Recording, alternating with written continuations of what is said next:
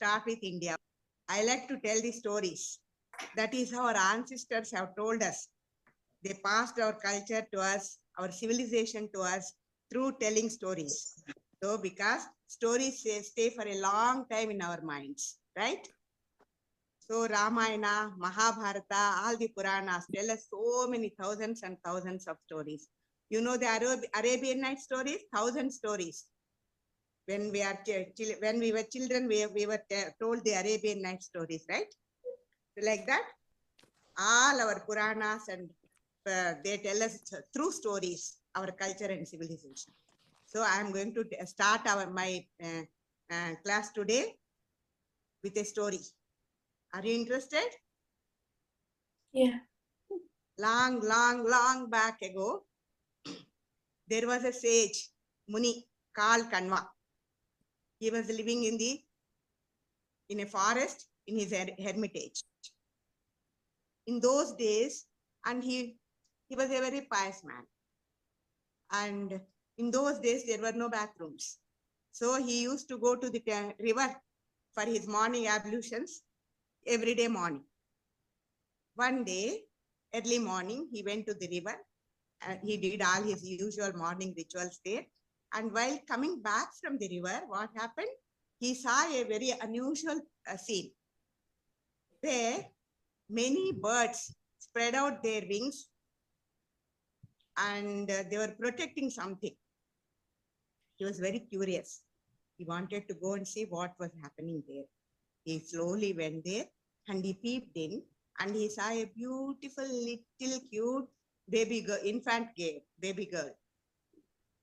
And nobody was there around. He looked all around, but nobody was there.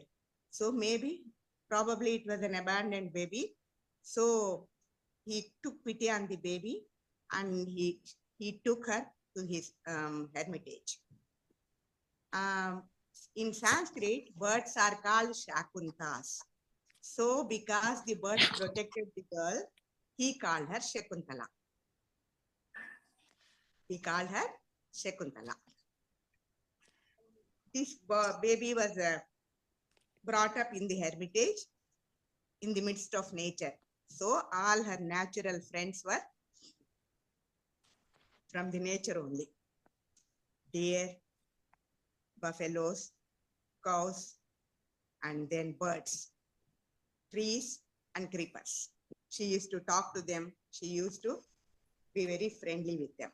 And she grew up into a beautiful girl.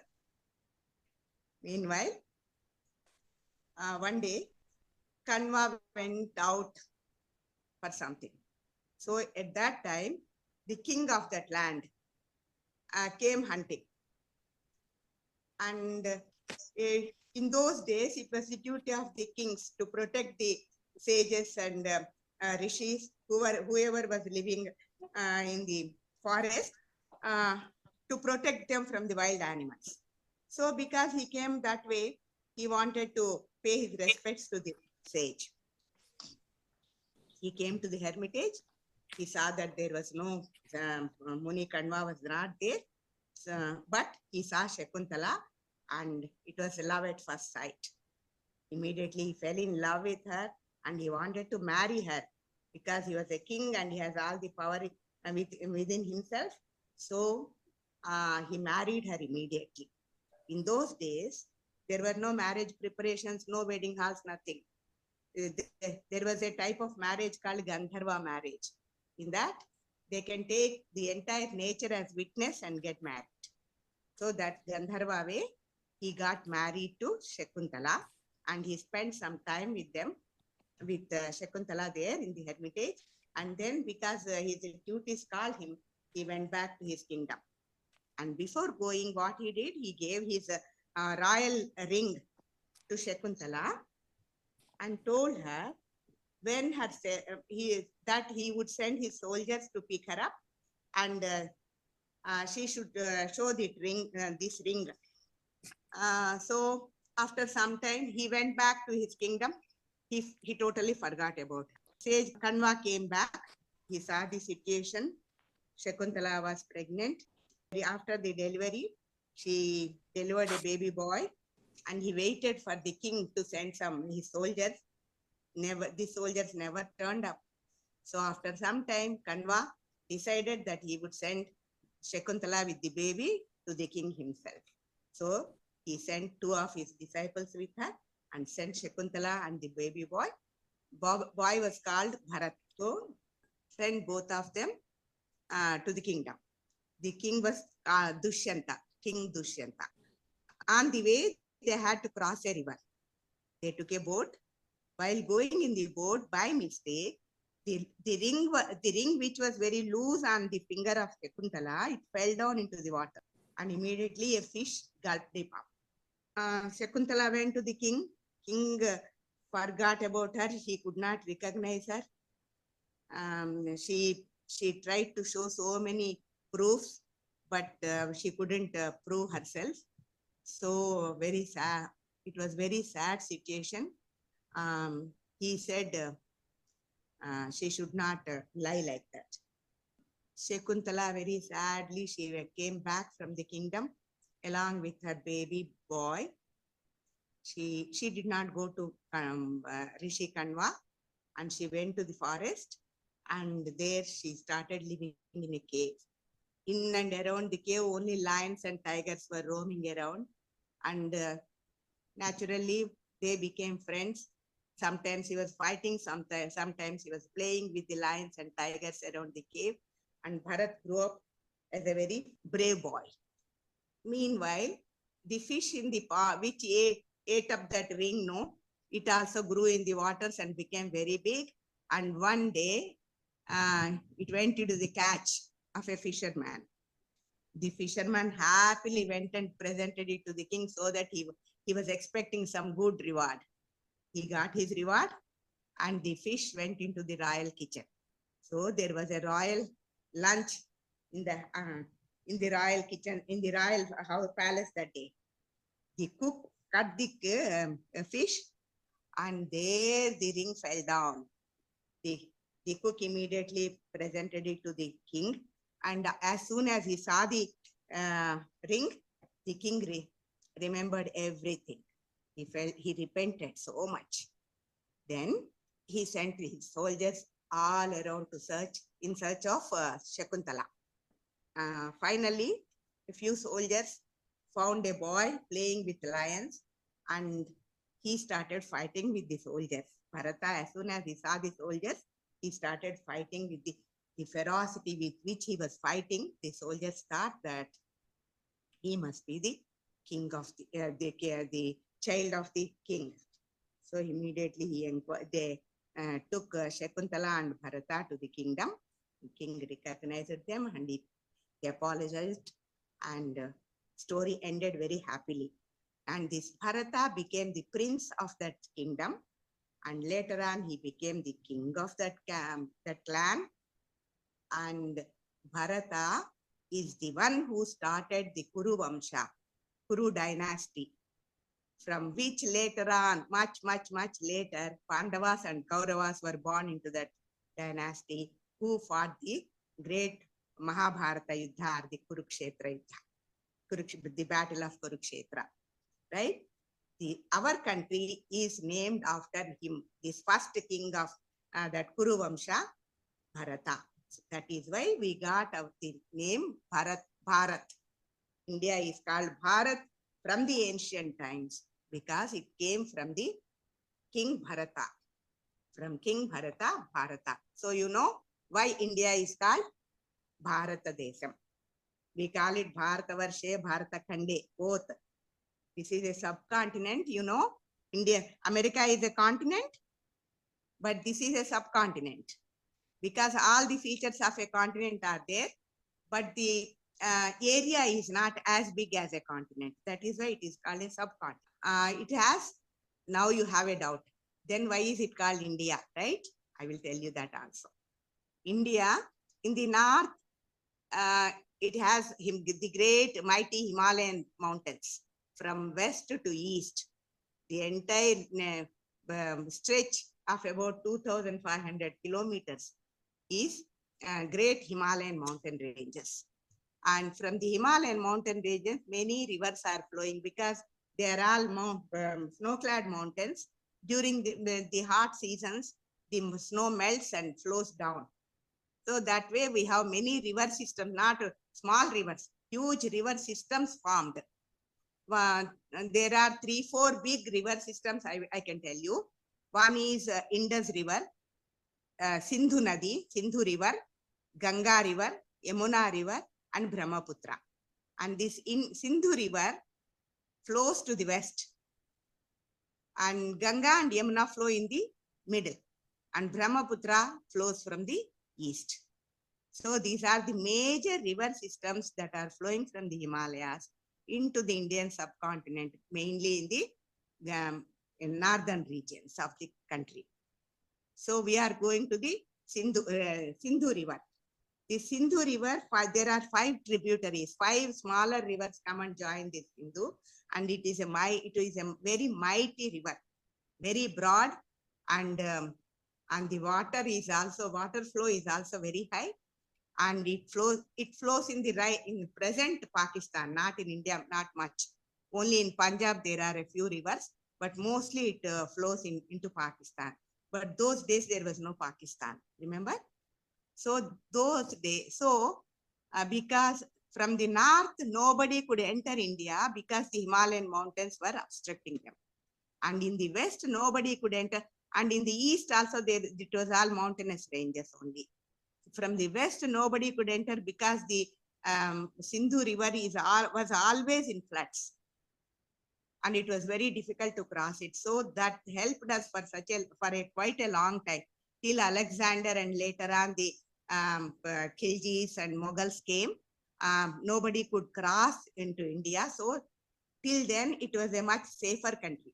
So when these people came to India, and Alexander and later on the rest of the people, they could not pronounce Sindhu. So they called it Indus. Indus, it became Indus. So from Indus, we got the name India. Now we know why India is called India and why India is called Bharat, right? Any questions?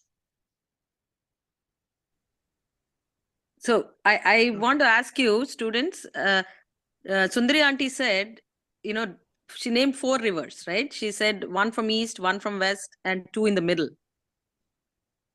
Yes? Did you get that? Did you get the names of the rivers? Can I try saying it? Yeah, sure.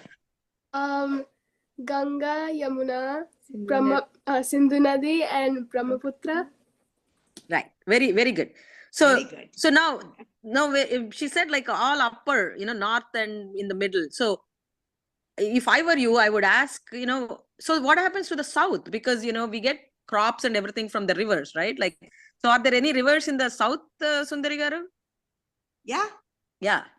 Yeah, there are many rivers, but mainly these rivers are rain-fed rivers. The northern rivers are snow-fed rivers, and the southern India river. I will tell you about the entire geography of India. Okay. Right. Yeah. In the north, there are Himalayan mountains stretching from west to the east.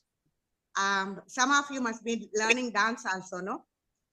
You imagine a dancer posing, okay, with both feet together, with one hand in Varada Mudra and the left hand stretched like this, and then bent the palm downwards.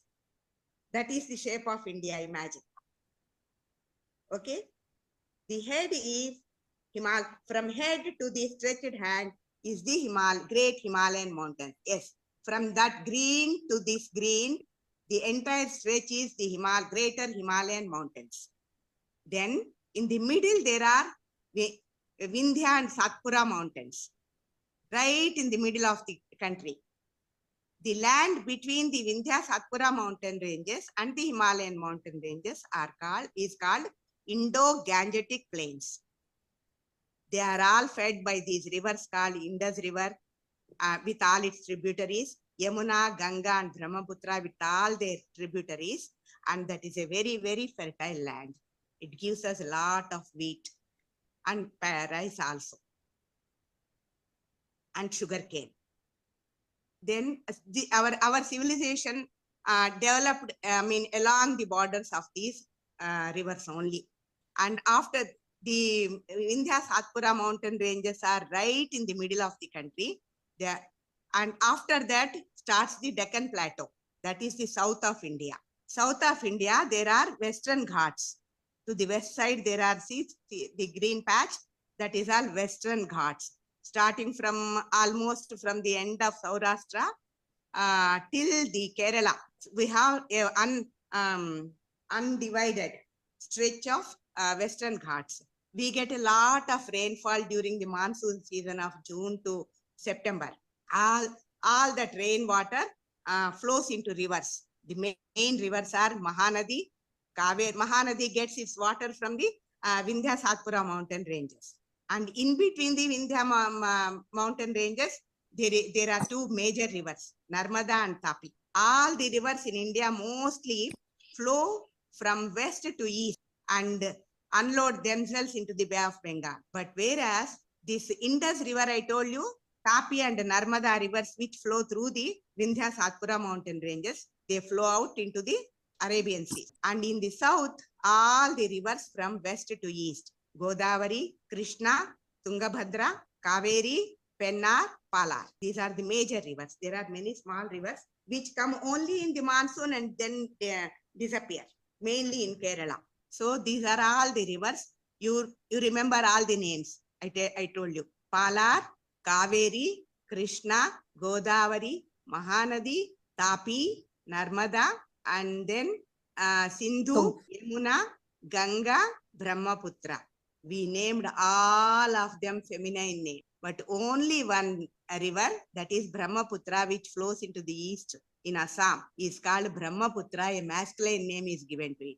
Wow, that's a good piece of information. That is new. And this one, you should really pay attention to this.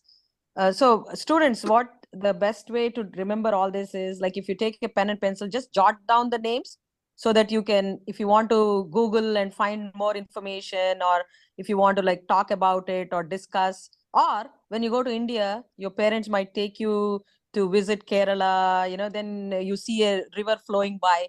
You can ask them, what is this river? And then you will recollect that, oh, wow, we passed through this river, which Sundari auntie mentioned, right? So, and more so, you'll enjoy that you have heard it somewhere and you are experiencing, visiting that place, right? So, just say one thing that you found was an interesting fact that you didn't know before and you learned today.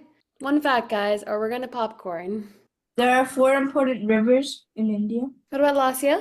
Rohit said. Okay, Amrita? Like he said, there are 4 main rivers. She said about Bharata Desam, how it came, the name, and With the king named Bharata. Bharata. You're right. Bharata, the name for India is called Bharata Desam. It comes after the king Bharata. Right. That's good. And his mom and dad's name, let's say like that. Bharata's mom and dad's names are Dushyanta and Sekuntala. And why is it called India? We also refer, why is it called India? Because of one river. I'm giving you the clue. Is it the Indus River? Yes, because of the Indus River, it is called as India. What are the stretch of the mountains which stretch on top of India? What are those mountains called? She said 2,500 kilometers stretch of mountains. What are those called? Sai, do you want to answer? Himalayas. Himalayas, right. Himalayas, the abode of Lord Shiva. Mount Kailas is there. Himalayas of abode of Lord Shiva, She mentioned about rivers flowing, and she mentioned name of one river which is named after a male gender. She said, all the rivers are made in the feminine gender. One river is named in the masculine gender. What is the name of that masculine gender river? Okay, come on. Who raised Vedant? Brahmaputra. Yes, Okay. Brahmaputra. That's the one male river. That's good. Yeah. And anybody wants to tell all the different names of other rivers? Just whatever you remember. You don't have to tell all. Even one is good enough. Just tell. Take turns. I can start. I'll start. Yeah. One of the rivers is Godavari in the south. Good. One of the rivers is the Ganga River. Ganga, good. Ganga, Good. good. Brahmaputra, I think who was that? Vedanta or Pranav, whoever said that. Yeah. One more. We got 3. Okay, Lasya, what is your grandma name? Oh, Your mama name? Huh? Krishna River. Yeah. Krishna River. Yeah. Another river is the Yamuna. Yamuna, yes. Very good, yes. Very good. Yamuna is associated with Lord Krishna. He spent all his childhood near the Yamuna River. And each and every river in India has a great story associated with it. So another question I want to ask is, what happened to the ring which Shakuntala was wearing? Shakuntala, Bharata's mom, wore a ring to show it to the king, but something happened to the ring. What happened to it? A fish, it dropped in like the water and a fish came and ate it. Yes. And then it went to the king's kitchen, and then the king then recollected all the stories, or recollected his whatever happened in the forest. Yeah. So Sundari auntie mentioned something about a dancer. Even if you're not a dancer, you should be able to say. What did she say about a dancer? That struck me because that's the first time I'm hearing. Tell me, who is this Mitra? Name sounds good. I want Mitra to answer that. Mitra is a dancer. See, the ID says Mitra. So I don't actually remember. Okay, good. That you're He honest. I is like it. raising her hand. Okay, let's pick Sanvi. Padmaja, Srikirti is Oh, raising yeah. her hand. Srikirti Chappamma. Pose of a dancer is what forms India, like the borders of India. Yes. Very good. Very good. Yeah. So see, that was very, very cool. Like where, I mean, did you know that? Like, I mean, it's so easy to remember, right? Yeah, it's such a nice thing. So, and the stretch of the hand is The northeast. Stretch of the hand is the northeastern part of India. northeastern part of Because India. it bends downwards, no? Yes. And who is Kanva? Anyone remember? She said in the beginning. Sundari said it in the beginning. Vedant. Okay. Shakuntala's dad. Shakuntala's dad. Yeah, that's good. That's good. Yeah.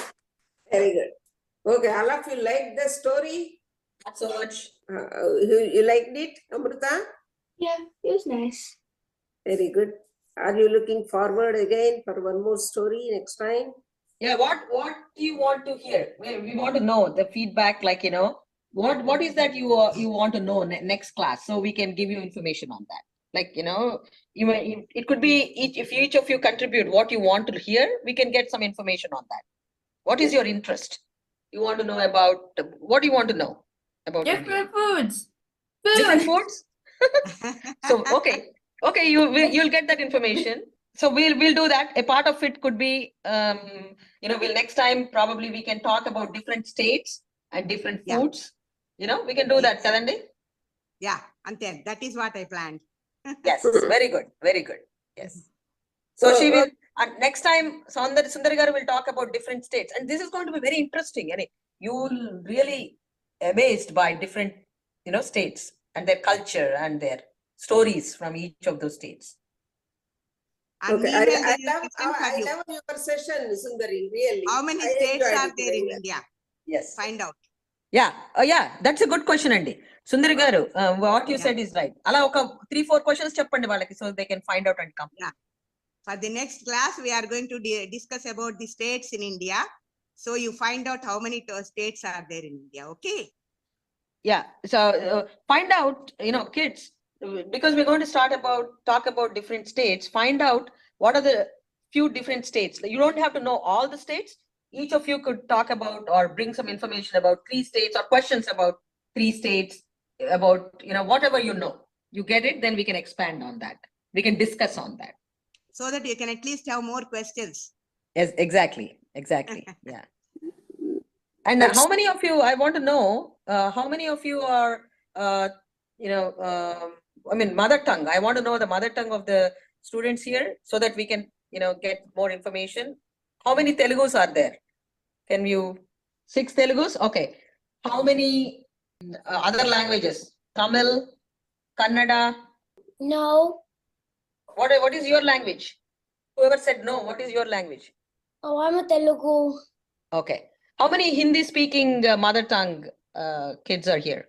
No? So we're all Telugus? We all have Telugus here then? So Yeah. you must be knowing only about Andhra Pradesh or Telangana.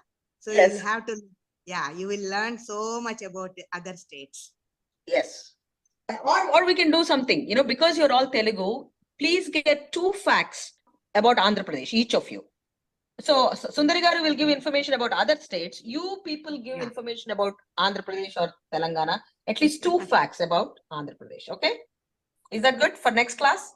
If you want to get more information, that's good. It can be anything. You can give us food. You can give us about gods. You can give us any place, any information, Andhra Pradesh or Telangana. Your experience. Wonderful. Okay. Can we close Okay. it? Okay. Yeah. Okay. Thank you very much, Sundari. Yeah, thank you, Andi Sundari Garu, for your patience. Patience and really very good story. Good information she shared.